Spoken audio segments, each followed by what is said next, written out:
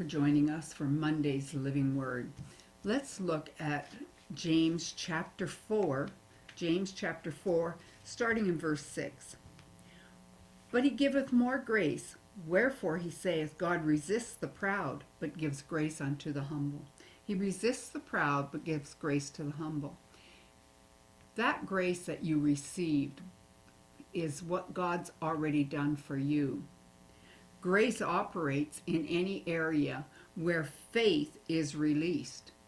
As we know in Ephesians chapter 2, verse 8, by grace are you saved through faith, and that not of yourself. It's a gift of God. Grace came by Jesus.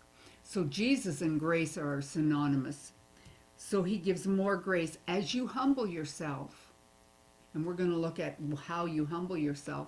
But you're putting God first. You're admitting that you need Jesus.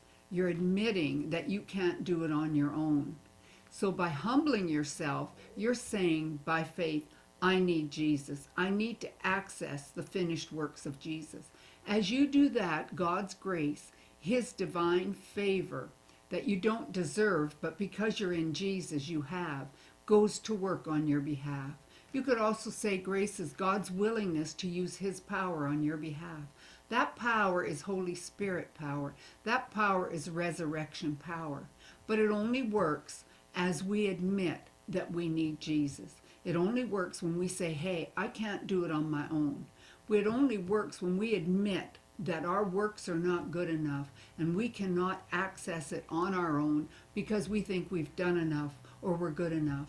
It's as we humble ourselves and know that we need Jesus and we're resting in what he's already done for us, that grace begins to multiply and flow in our life.